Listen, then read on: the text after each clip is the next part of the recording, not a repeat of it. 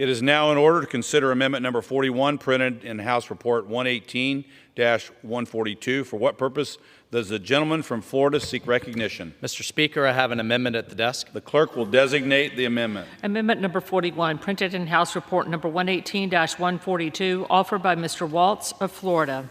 Pursuant to House Resolution 583, the gentleman from Florida, Mr. Waltz, and a member opposed, each will control 5 minutes.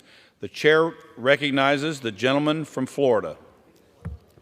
Mr. Speaker, I rise today in support of my amendment to allow the Department of Defense's Excess Property 1033 program to be administered as intended by Congress to assist state and local law enforcement agencies. For more than 25 years, this program has allowed often cash-strapped local law enforcement jurisdictions to get the equipment they need to help our communities stay safe at a low cost.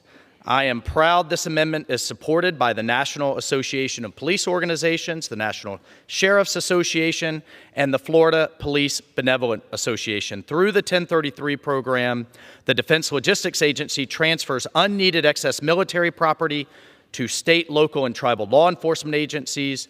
This property ranges from helicopters and vehicles to computers and medical supplies. This program has been crucial in allowing state and local law enforcement to acquire items needed for search and rescue operations, disaster response, active shooter situations, and other situations with equipment they otherwise could not afford. The 1033 program is not militarization of the police, but an important tool in protecting our communities. Last May, President Biden issued an executive order titled Advance Effective, Accountable Policing and Strengthen Public Safety.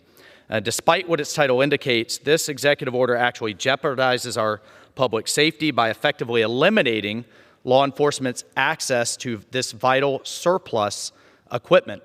The EO institutes onerous reporting requirements and gives President Biden's politicized Department of Justice veto power over lawful transfers of equipment.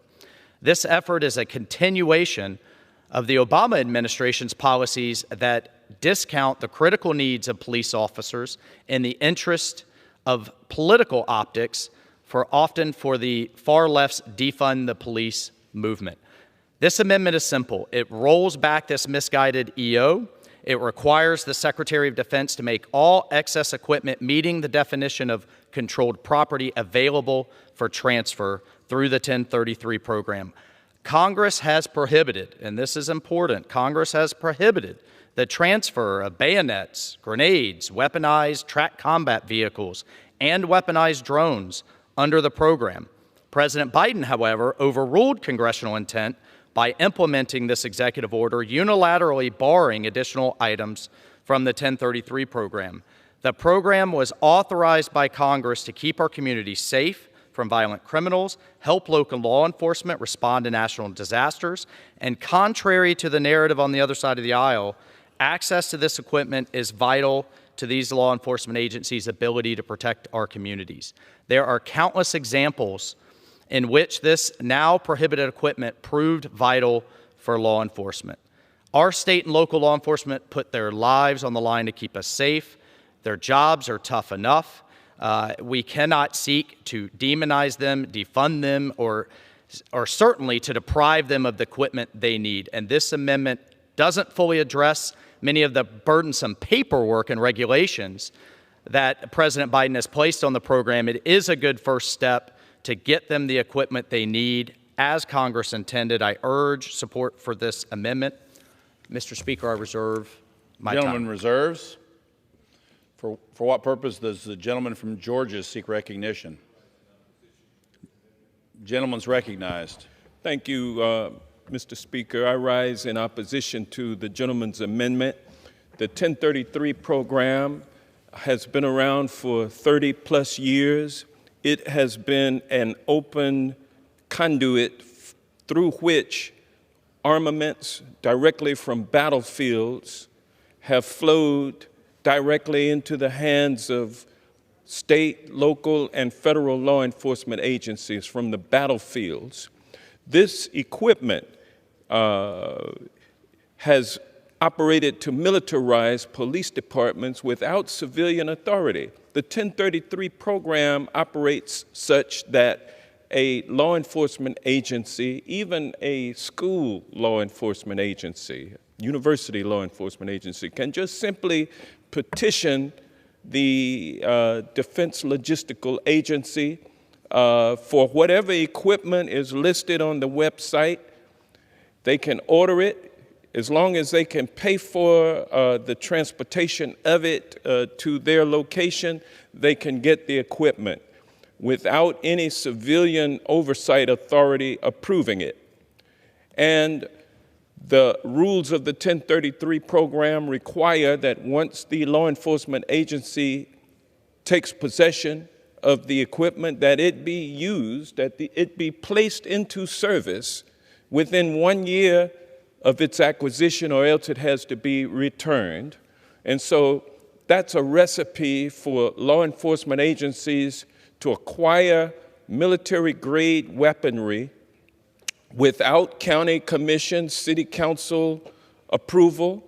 They get it, and they must put it into use within a year of their receipt of it.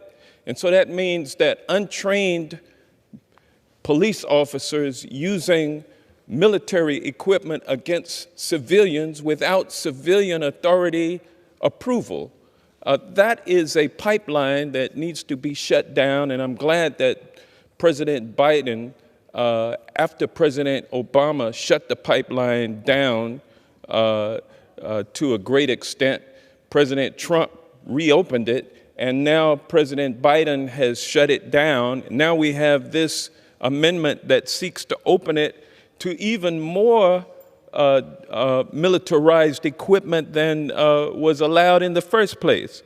If you want large caliber, 50 caliber weaponry from the battlefields of Afghanistan and Iraq to flow to your neighborhood, then you support this amendment.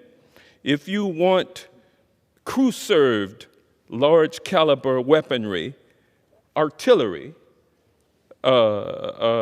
mortar rounds, if you want that coming into your property, into your community, then vote for this amendment. If you want